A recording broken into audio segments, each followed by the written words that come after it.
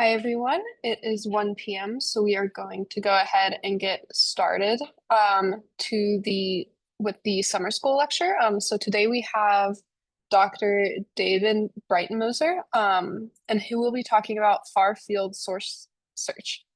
Dr. David Breitenmoser holds a Bachelor's of Science in Mechanical Engineering and a Master's of Science in Nuclear Engineering from ETH Zurich, where he graduated with the highest distinction. He earned his PhD in physics from ETH Zurich in 2024, conducting research at the Paul Scherrer Institute on airborne gamma ray spectroscopy. Since April 2025, he has been a postdoctoral research fellow in the Detection for Nuclear Nonproliferation Group at the University of Michigan. His research focuses on gamma ray and neutron imaging for applications in nuclear nonproliferation, safeguards, and homeland security, with particular emphasis on full spectrum modeling and spectral deconvolution using Bayesian and machine learning techniques. His work has been recognized with several prestigious awards, including the ETH Medal, the PSI Medal, and the IEEE Glenn F. Knoll Graduate Educational Grant. So this is a very exciting lecture, and please go ahead and get started. Thank you, Carrie, and for this kind introduction. It's a pleasure for me to be here and to share with you some exciting concepts and research results in the far-field source search field. So my plan for today is to first introduce the motivation and some key ideas behind far-field source search over the, let's say, next 15 to 20 minutes. In the second part, I will focus then on one specific system I worked with during my PhD at the Paul Scherrer Institute in Switzerland and share some results we obtained during this time. But first, as promised, let's start with a brief motivation. To set the stage, I've brought you 3 images that highlight important real-world events where far-field source search played a critical role. The first image here is from a very recent case in 2023. You may recognize it from some news you have read during that time. It shows a tiny yet extremely radioactive capsule that was being transported by a truck from a remote iron mine to Perth in Western Australia, a journey more than 1,400 kilometers long. During that transit, somehow, this capsule became loose from its multi-layer containment and fell off the truck. Yes, it sounds unbelievable, but this really happened 2 years ago. The second image here shows the trajectory of an object that entered the Earth's atmosphere over Canada in the middle of the Cold War. An eyewitness described it as a bright object that looked like a jet on fire. Well, it turned out this was neither an aircraft nor a meteor, but a Soviet spy satellite, Cosmos 954. Now, the problem was that this was not any simple satellite, but a new version of a nuclear-powered spy satellite with a spent nuclear reactor on board. As it re-entered the Earth's atmosphere, the reactor broke up, in the process releasing highly radioactive compact debris over an area as large as 24,000 square kilometers, which included also several local communities in Canada. I guess most of you know this third image here. This shows the Fukushima Daiichi nuclear power plant station 3 days after a massive tsunami caused severe damage to the reactors on site, in the process releasing again significant amounts of radioactive materials into the environment over an area larger than 10,000 square kilometers. In all 3 events, the dispersed radioactive materials posed a significant radiological risk to the public. To mitigate this risk, authorities had several protective actions at their disposal, ranging from public warnings and sheltering orders all the way to full-scale evacuations. While these protective measures are essential for reducing radiological risks, some of those can also have serious negative consequences for the public. This is illustrated here with this image, which shows patients evacuated from a hospital near the Fukushima power plant station. According to the International Atomic Energy Agency, the Fukushima accident did not result in any radiation-induced fatalities among the public. In contrast, more than 50 people lost their lives as a direct consequence of the evacuation efforts. In addition, the long-term displacement of over 170,000 people caused massive public health and social issues in the society, such as mental health problems and increased mortality among the elderly population. To summarize, the images I showed you highlight a key lesson learned from past nuclear incidents. That is that the protective actions must always be carefully balanced with the radiological risk to reduce the overall negative health effects for the public. For that purpose, decision makers require comprehensive data. This data should be accurate and precise, complete, covering an area typically larger than 1,000 square kilometers, as we have seen before, and it should also be obtained as quickly as possible to enable timely decision making.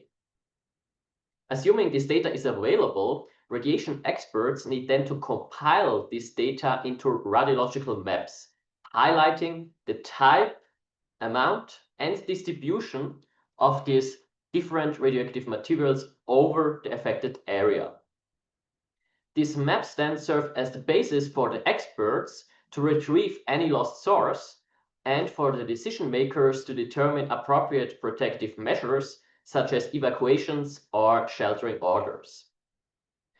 This leaves, of course, the question, how do we get these maps here? The answer, as you already might have guessed, is radiation detection, which brings us to the next section of this talk. Now, considering that a typical search area is in the order of hundreds of square kilometers, and factoring in radiation protective considerations for the crew in manned systems, these searches are carried out in the far field. That is, with the distance between the sources and the detector system being significantly larger than 10 meters. The question remains, of course, which type of radiation our detection system should rely on to locate this source in this far-field scenario, with typical radionuclides emitting any subset of alpha, beta, gamma, and neutron radiation.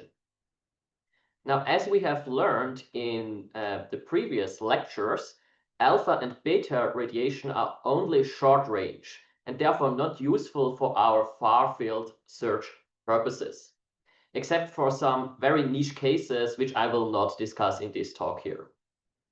In contrast, neutron and gamma ray radiation can travel hundreds of meters through air, making them ideal candidates for detection in our surveys.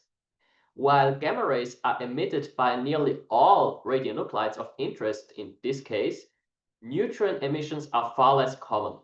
As a result, I will focus today's talk on gamma ray detection systems, which constitute also the main detector class in far-field searches today.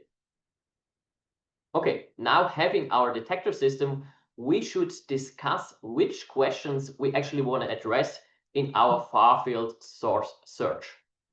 There are three main tasks we want to answer. First, of course, we want to locate the source. That is, determine the source position and or distribution in case of a contamination case in a predefined search area. Second, we have to identify the source. That is, determine the source type to check if it matches the one we are looking for and to get more insights in the specific source field for protective actions. And last but not least, we want to quantify the source. That is, determine the source emission rate to verify if it matches the one we are looking for and to provide some essential data for dose rate calculations needed by the decision makers. Okay, now let's go through these tasks here one by one to discuss how our detection system gets the job done here. First, localization. Here I plotted an example of a surface activity concentration map of the radionuclide lanthanum 140 that was dispersed in a quite unique experiment conducted in Canada in 2012. You can check the technical details out following the QR link provided here at the bottom. Now, when it comes to localizing and mapping a source, we have two main options. The first is that we might be lucky and already have a fixed network of gamma ray detectors installed in the area of interest, here symbolized by these black boxes. However, even if such a network should exist, in most real-world scenarios, the detector density is often far too low to detect localized contaminations or small point sources. For example, the US RedNet network has an average spacing between detectors of more than 133 kilometers. Furthermore, in emergency situations, these kind of fixed networks are often unreliable. For example, during the Fukushima accident, all gamma ray detection networks in the affected province were destroyed by the tsunami that preceded the accident. The second option is, of course, to move our detection system using a mobile platform. This approach offers flexibility in where and how the system is deployed. And just as importantly, it allows for rapid deployment in case of emergency situations. As we'll see later, the downside of this approach is a much more involved data processing. With these points in mind, I will focus mainly in this talk on the mobile systems. Let's move now on to the second task, identification. Here we take advantage of something you've already seen in previous lectures, the fact that radionuclides emit gamma rays with very specific unique energies. These gamma ray lines act like a fingerprint, allowing us to identify the individual radionuclides present in the scene. To do this, we need, of course, a detection system that allows us to measure these gamma ray energies. We call this kind of detectors a gamma ray spectrometer. This spectrometer allows us to quantify the gamma ray energies using a pulse height spectrum. Now, after a careful energy calibration, we can use this pulse height spectra to identify the characteristic gamma ray lines in our measured spectra and compare them with comprehensive nuclide data libraries to eventually identify the specific radionuclides, giving rise to the measured spectra. The last task, quantification, is very similar to this identification task we discussed. Here we make use of the absolute number of detected counts as opposed to identification where only relative counts are needed. As you can imagine, the stronger the source is, the stronger will our measured signal be.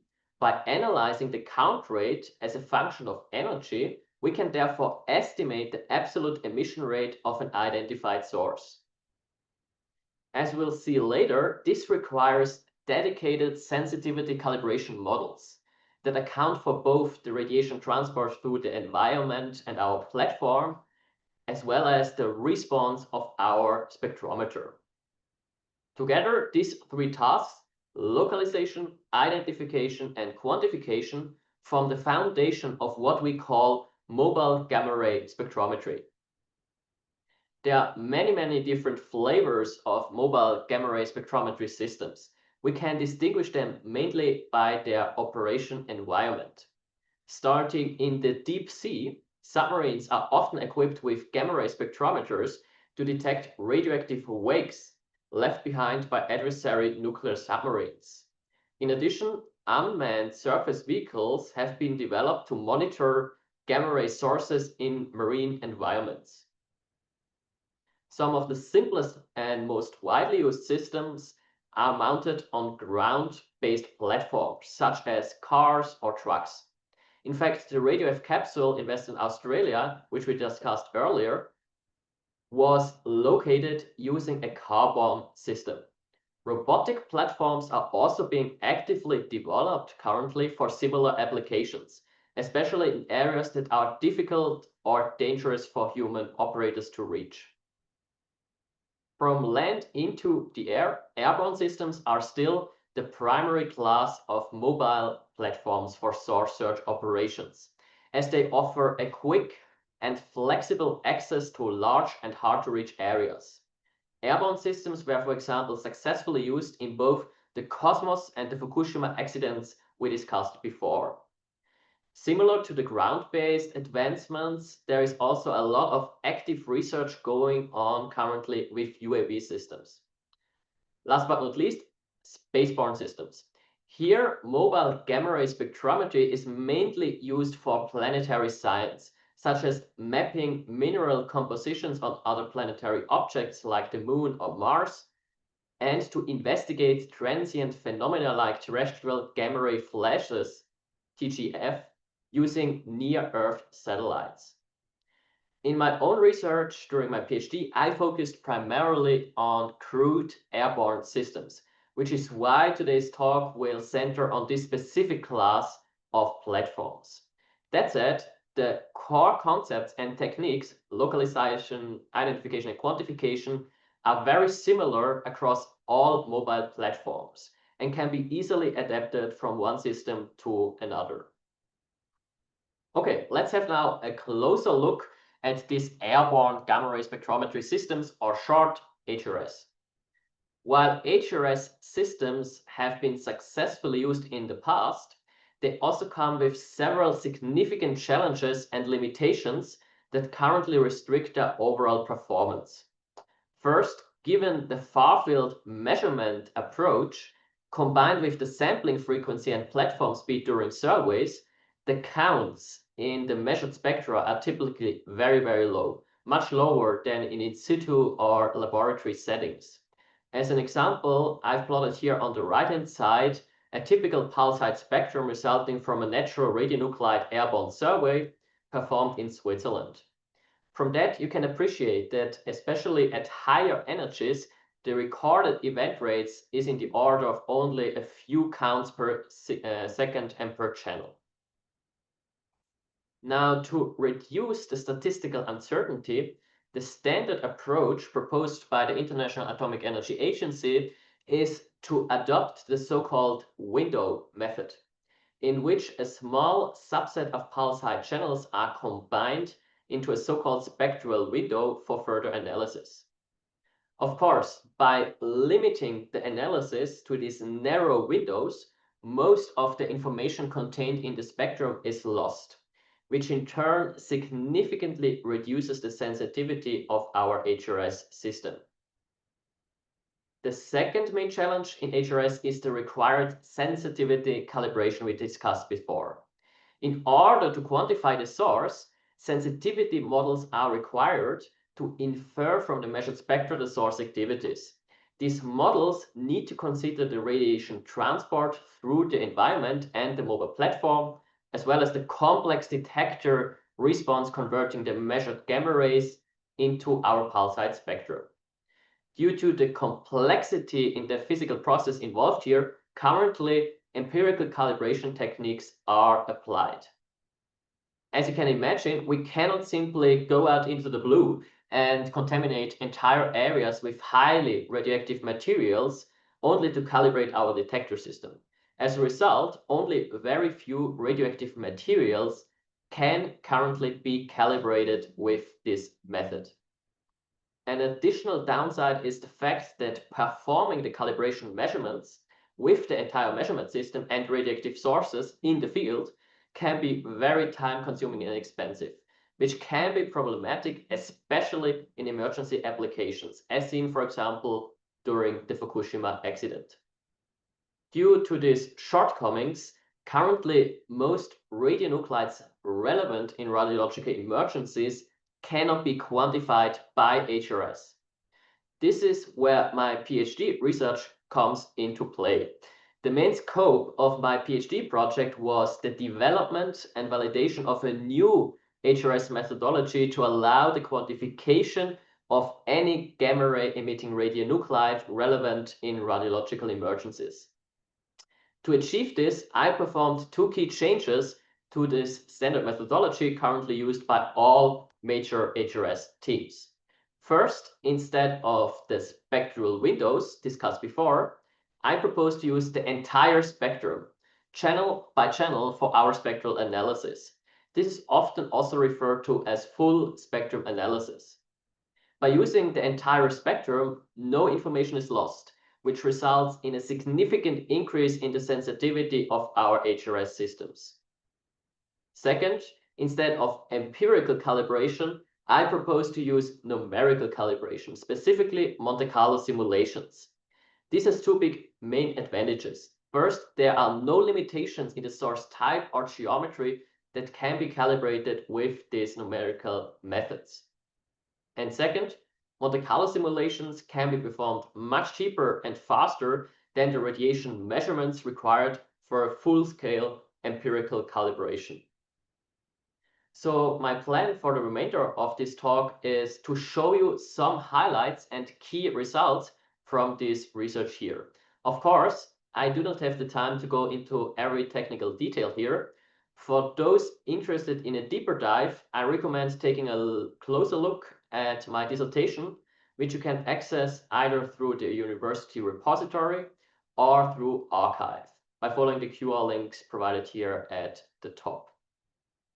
But before I show you the results, let me give you a brief overview about the Swiss HRS system, which was the main system I used for my research back in Switzerland.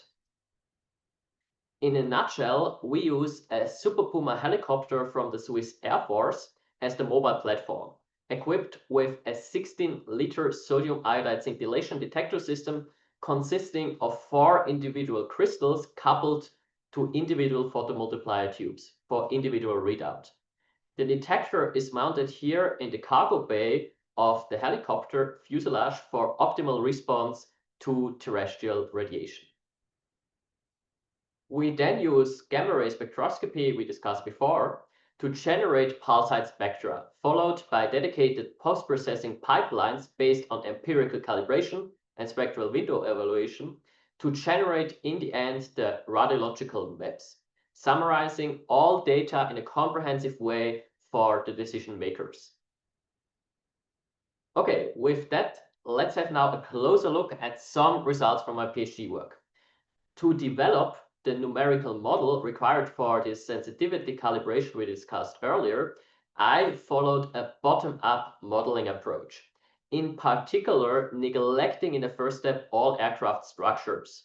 This allowed me to validate this model under laboratory conditions with high counting data. Now, for numerical modeling, I used a Monte Carlo approach.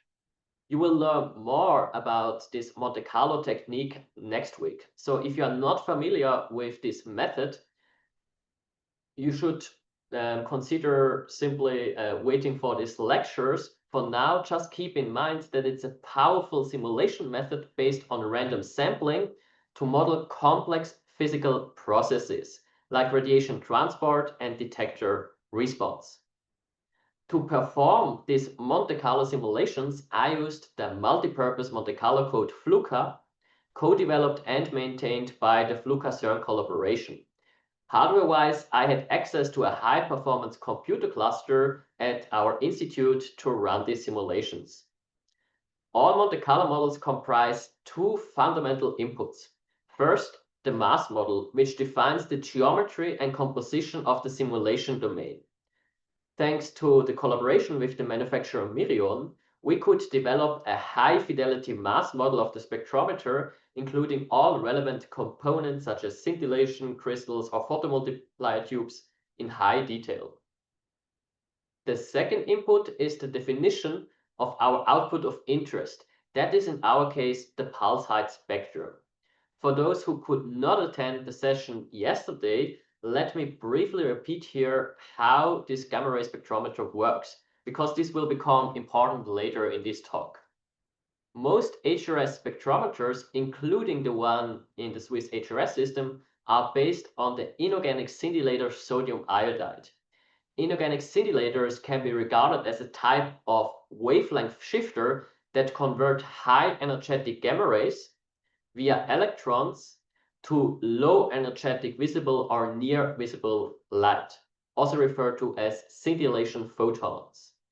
The generated scintillation signal is then amplified by a photomultiplier tube and subsequently post-processed with dedicated electronics to generate in the end the pulsate spectrum. To simulate this detection process here, I used a proportional scintillation model, which is currently the gold standard in Monte Carlo studies for gamma rays. In this model, we assume, and this is now very important, that the deposited energy by the gamma rays into our scintillator is proportional to the number of generated scintillation photons. Keep this in mind for later. Of course, this Monte Carlo model had to be validated. For that purpose, we performed radiation measurements at the calibration laboratory at the Paul Scherrer Institute.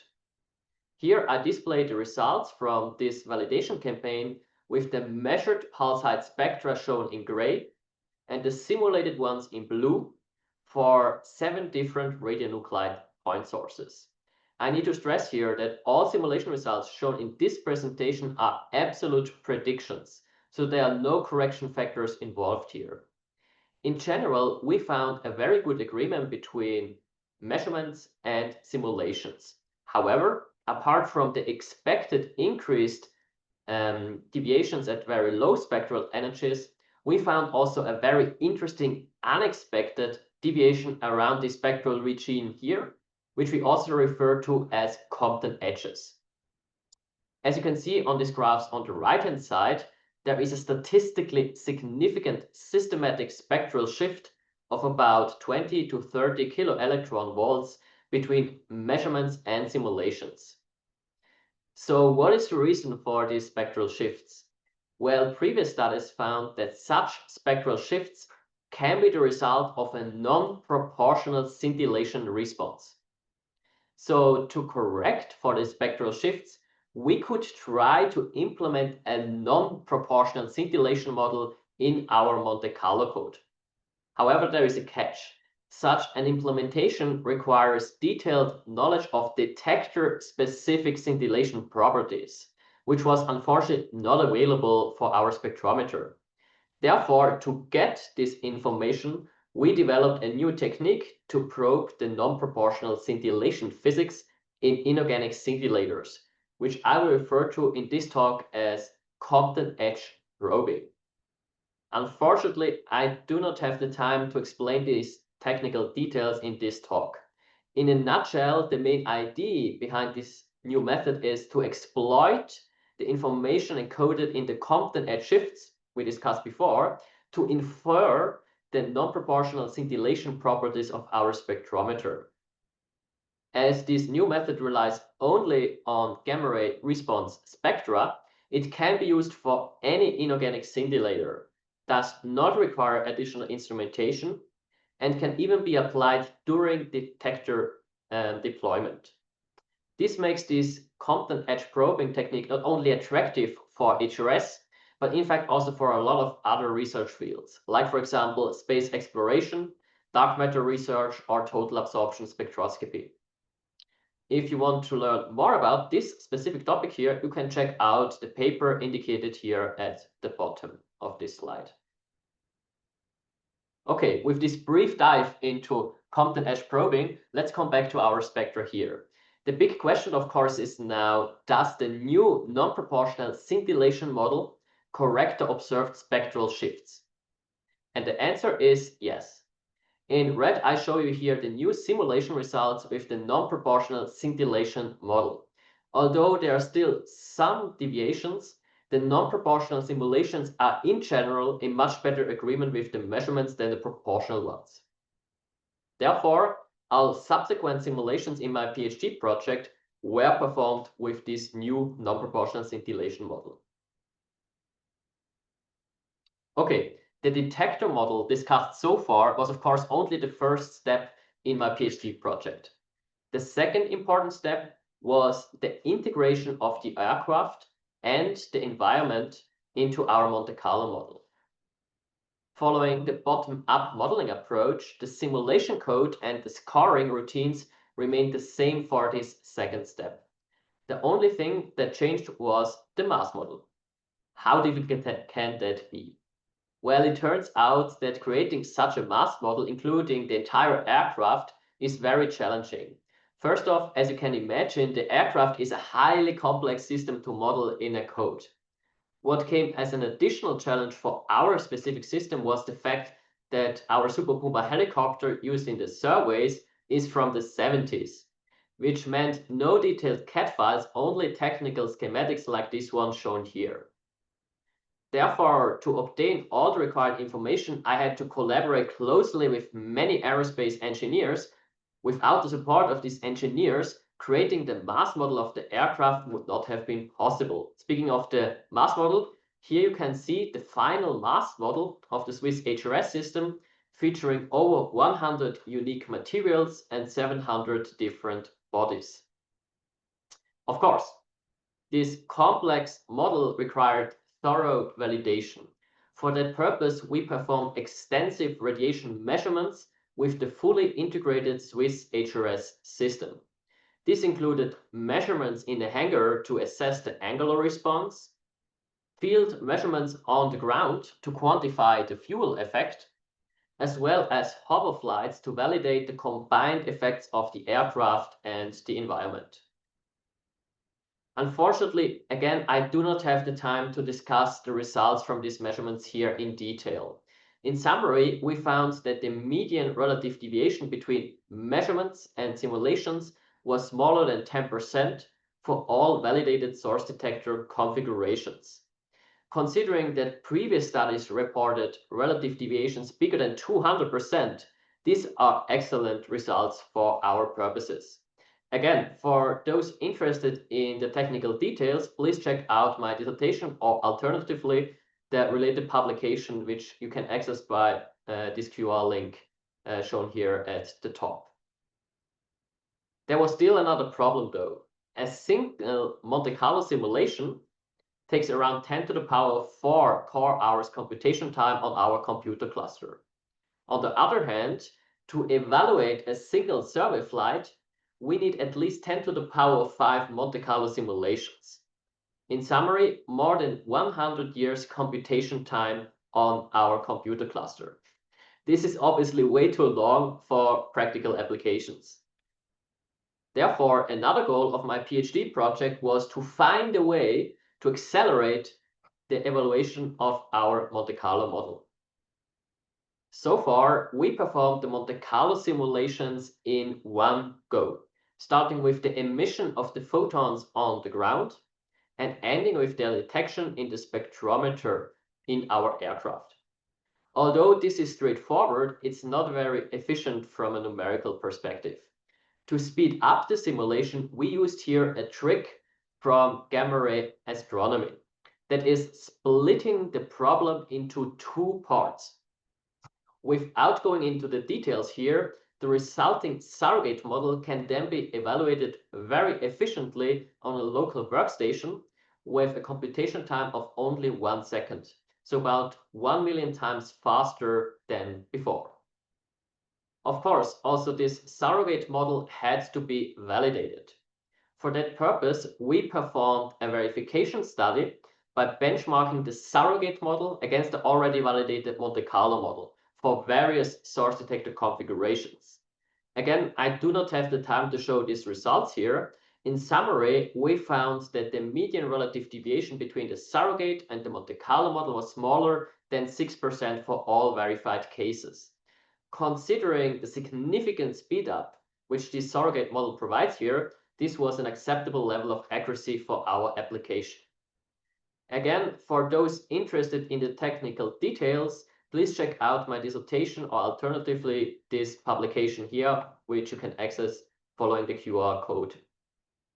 With that, there was only one thing left, and that was demonstrating that the developed numerical models can be used to perform accurate quantification in HRS. So what do I mean actually with quantification? In all the models discussed so far, we went from known source activities to an unknown pulsate spectrum. This is commonly referred to as sensitivity calibration, as discussed already before. In quantification, we need to do the opposite. That is going from a known pulsate spectrum to an unknown source activities. In general, this quantification task is an ill-posed problem after Adama. In simple terms, this means there is no guarantee that a solution exists, and even if one is found, it may not be the only possible solution. What makes the quantification problem even harder for us is the fact that we have to deal with very low counts per channel in HRS, as already discussed before. Because of these challenges, no dedicated algorithms exist currently to fully exploit the predictive power of the numerical models developed during my PhD project. Therefore, we developed a new quantification method for HRS based on Bayesian inversion. Bayesian inversion allows us to transform the ill-posed problem into a well-posed problem by combining prior knowledge with available measurement data and our physics models. On the other hand, to tackle the low counts problem, we used a dedicated likelihood function from the post-processing pipelines of the IceCube Neutrino Observatory, which also has to deal with low event rates. Of course, also this new quantification method had to be validated. For that purpose, we used hoverflight datasets, which we had already applied to validate the Monte Carlo model. Here, I only show you a small sneak peek of one of the most challenging cases for our algorithm. That is a case that cannot be quantified with the current standard methodology by any HRS team on this world. Without going into the details here, the method works very well with relative deviations between predicted and true activities being smaller than 2% for all tested hoverflights. With these results, we could demonstrate that the new methodology not only successfully overcomes the quantification limitations in HRS, but also achieves a tenfold better accuracy than the standard methodology. And the best thing is, this new method not only works for terrestrial sources, but in fact for any gamma ray source. Let me demonstrate this with two practical examples. During my PhD project, we also performed elevation flights over water bodies to investigate the natural gamma ray background in the Earth's atmosphere. Here you can see the flight track on the left-hand side of one of the surveys over Lake Thun in Switzerland. With our new method, we were now able to probe the individual natural gamma ray sources in the Earth's atmosphere that are the cosmic ray flux and the radon progeny activity concentrations, with the baseline being the intrinsic background of the aircraft and detector system. The results we obtained are in general in very good agreement with literature values and reference codes, which demonstrates the strong potential of this methodology, not only for emergency response, but also for geoscience applications. Second example, our lovely institute in Switzerland. Every 2 years, we survey our institute with our Swiss HRS system. Now, during our last survey, we got some very interesting readings as we were crossing the facilities in the west, shown here in the full spectrum band on the right-hand side. So a plot of energy versus time. Unlike the cases before, here we did not know which gamma ray sources were present in the scene and caused our elevated readings. Therefore, we had to extend our methodology to include also model comparison capabilities. We did that by implementing a Bayesian model comparison pipeline using Bayes factors, a very powerful tool to make inference not only on the source quantities, but also the source vectors themselves. Unfortunately, again, I do not have the time to explain this here in more detail. The take-home message for you is that with this extension, we are now also able to identify and quantify complex gamma ray signals of unknown origin with HRS. This is another great example that showcases the power of this new method and the exciting opportunities it offers, for example, for nuclear safeguards and homeland security applications. This brings me already to the conclusion of this talk.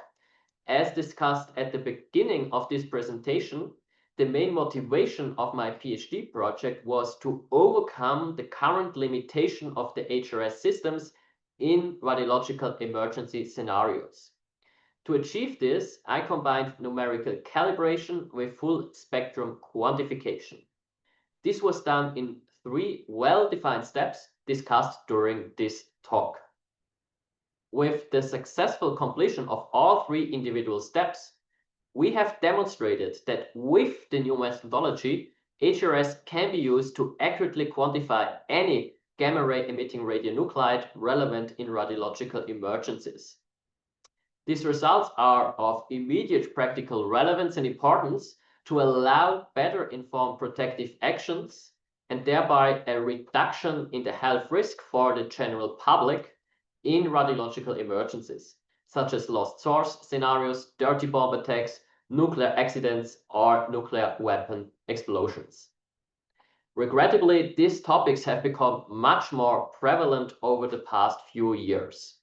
With the current geopolitical context in mind, in Switzerland, the nuclear regulator is already fully committed to our new methodology and has provided the funding for its timely implementation for the Swiss HRS system. One of the most exciting parts about our new methodology, at least in my opinion, is that it is fully platform agnostic, meaning it can be applied to any HRS system in the world. This has generated a lot of interest in our community. We are currently working with many teams all over the world to promote the implementation of our method also for their systems, ultimately paving the way to establish together a new global standard in HRS. All the work I've presented today would not have been possible without the incredible support from so many wonderful people back in Switzerland. Starting, of course, with my advisors, Gerno and Klaus, all the way to the fantastic military pilots and operators I had the pleasure of working with during our field measurements. That's all I have for you today. Thank you so much for your kind attention. I'm happy to answer now your questions.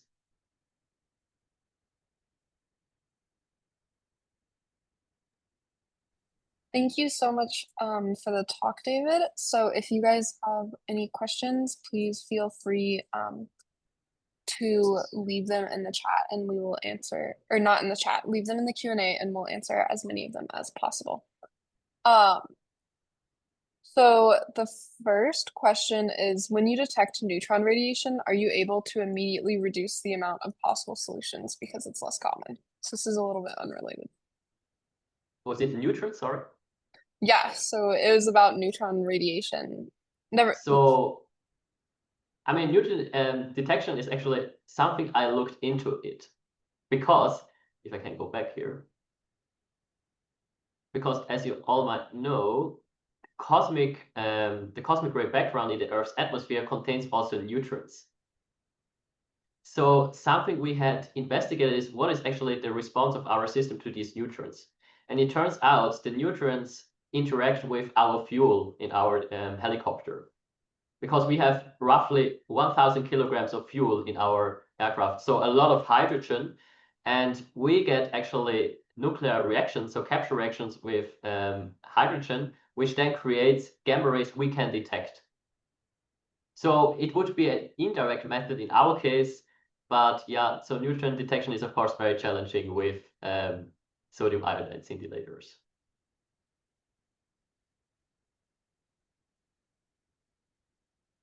All right. And then this question is about slide 53. Has this been tested with drone flights around 100 meters?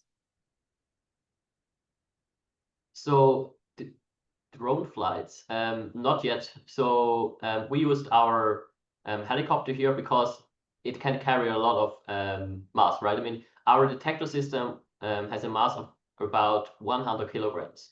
So all commercially available drones have far less capacity to carry this kind of detectors. Typically, we are speaking about maybe 1 kilogram, max 5 kilograms. So the sensitivity of your system would be drastically reduced. Except you have maybe kind of global hawk UAV, but this is another challenging thing because in Switzerland, at least, I don't know about US, but in Switzerland, it's becoming harder and harder to fly bigger drones in airspace, especially at low altitudes. So we haven't tested that yet, also because of regulatory issues. All right, this next question asks, how efficient is your system for complex gamma ray spectrum? Having, I'm assuming, multiple contributing sources, because the sodium iodide detector will limit your resolution. So I'm not sure if this LND speaks about the minimal detectable activity or maybe the saturation of our detector. I think maybe just the ability to resolve different So this is the power of Monte Carlo of the full spectrum analysis. So we are not limited on a single photo peak we want to analyze. We take the entire thing. And by having a model that can reproduce the full spectrum response, we have a much higher sensitivity to any radionuclide we are interested in. And using this Bayesian method, we could show that you can then do the inversion in a very efficient way, in a robust way, and reconstruct all gamma rays that we have tested.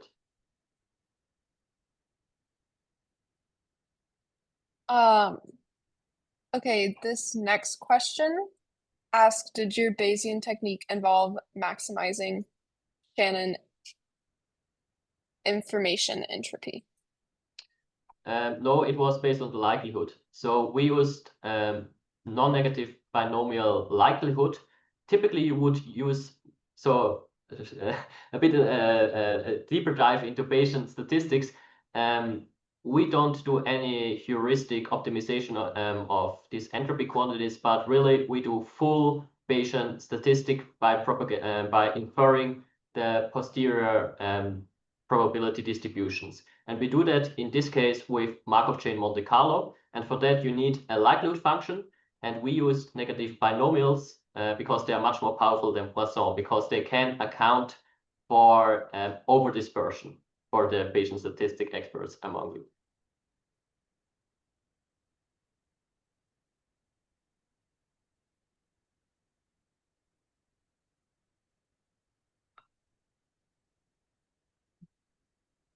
All right, there have been a couple of questions asking about the radiation dose that the people in the helicopter are receiving and how long that they're near the area during the assessment. And yeah, this is a very important question, which was also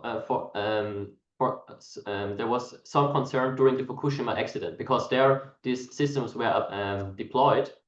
And actually, the biggest dose this crew got was not during the flights, but when they were on ground. Because you can imagine if you fly at 100 meters, if you are not flying through, let's say, radioactive clouds, but only receive the terrestrial radiation, there is a significant reduction simply due to the big source to detector distance. But as an addition, all these systems have, of course, dosimeters on board, active dosimeters to monitor the dose received by the crew. And also some interesting note on that, our detectors are, of course, very sensitive. So when you are risking getting high, let's say, problematic doses for the crew or dose rates for the crew, your detector system would be already highly saturated. So also by your detector system alone, you can already tell if you are in problem or not, if you have issues or not.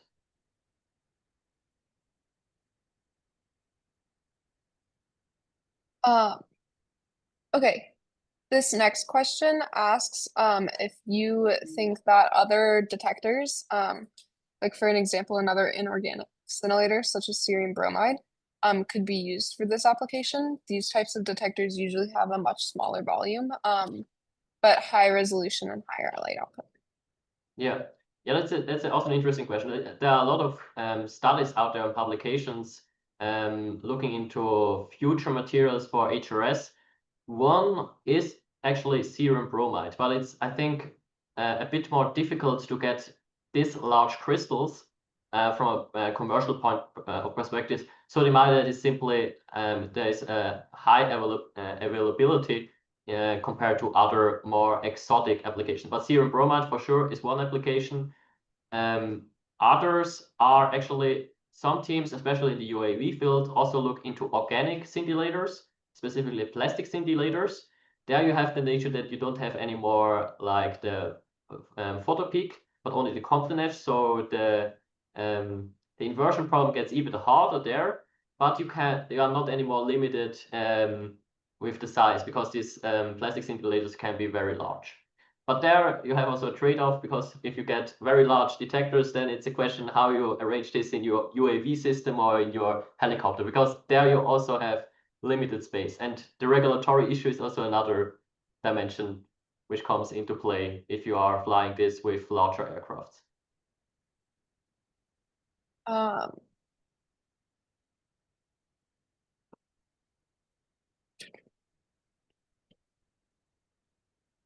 Okay.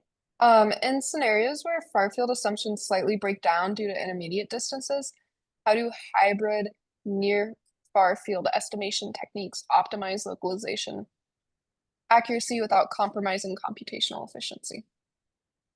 Yeah, so here it's important to mention that as soon as you go into the near or mid field, this technique we developed here is not anymore applicable, because here you assume far field scenarios. So here we would need to derive a different surrogate model, as I think the attendee points to. This is a more challenging case, but in general, in HRS, because we also cannot fly below, let's say, 30 meters, because then, I mean, some military pilots may risk it, but civil pilots, no way they will fly lower than 30 meters. With some UAV drones, of course, there you can get in the midfield. And there you would need some adaptation of our methods. That's correct. All right. And then considering the finite array aperture effects, what are the fundamental resolution limits in far field source search, and how can sparse array configurations or compressive sensing approaches overcome these constraints in practical deployment? Can you read the first part again? Sorry. Considering the finite array aperture effects, what are the fundamental resolution limits in far field source search, and how can sparse array configurations or compressive sensing approaches overcome these constraints in practical deployment? I think the attendee refers here to spatial resolution. And for spatial resolution, it's an optimization question. I mean, first, it depends, of course, on the altitude of your system. For that, you can say, I don't want to have like a comprehensive search of, over a large area, but a more detailed one. Then you can afford to fly lower, and your spatial resolution will automatically increase. The same with the speed. You can, of course, fly slower in expense of having needing more time for the entire survey, but also for that case, your spatial resolution will go up. And the third thing you can do is, of course, I think that indeed pointed it, comprehensive sensing, so more dedicated algorithm, as well as maybe you can also exploit the directional information encoded in an array system. So because we have 4 individual crystals in our system, we could in theory take advantage of that by analyzing the individual readouts and trying from there to infer at least or constrain the direction of the gamma ray or the of our source. We haven't looked into that. Yeah, this would be then more like kind of gamma ray imaging. Not yeah. We haven't looked into that. All right. By what margin, in your opinion, will this contribute significantly to changes in current practices on investigations and monitoring for emergency preparedness and evacuation?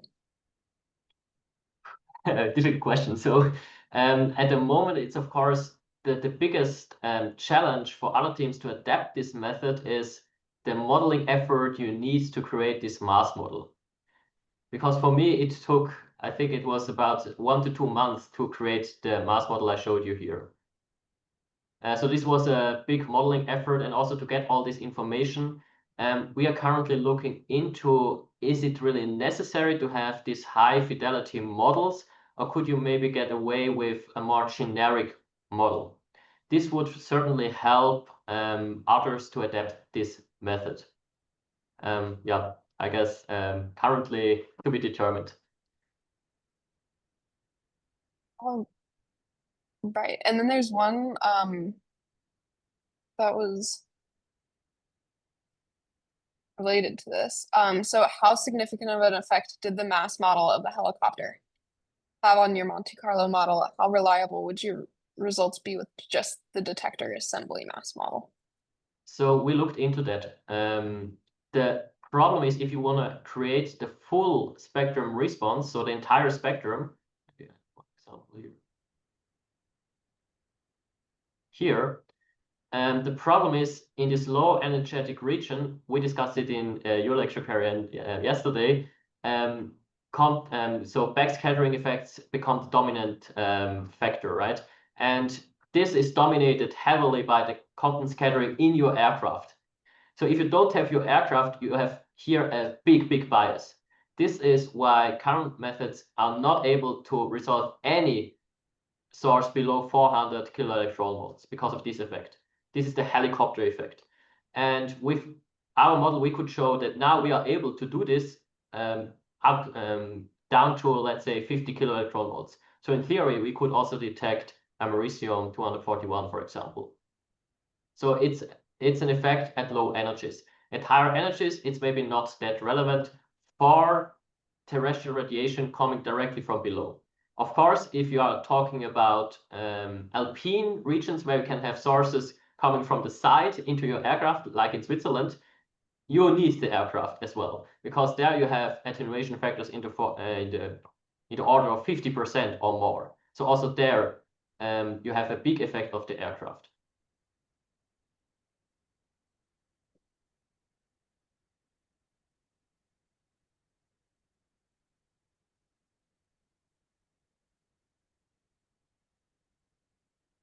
Okay, and then I'm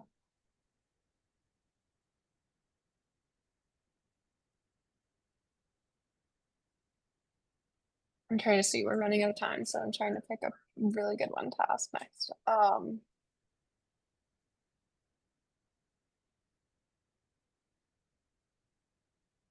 Guess it seems like there are a couple of questions asking if you could give a little bit more detail on the Bayesian inversion.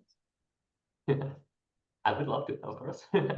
So the problem is, I think, as we have discussed, that maybe you can go to this plot. If you have only the black dots, your noise, as you can see, is very high. So to infer from this high noise data set some properties about your sources in the field is challenging. At the moment, as I discussed, we would do this window method and already assume which sources are present and throw away all information encoded in the lower energy regime and between these photo peaks. With this new method, this Bayesian inversion method, we can create a more well-posed problem by exploiting first all channels, and second, by explicitly modeling the noise in our data set properly.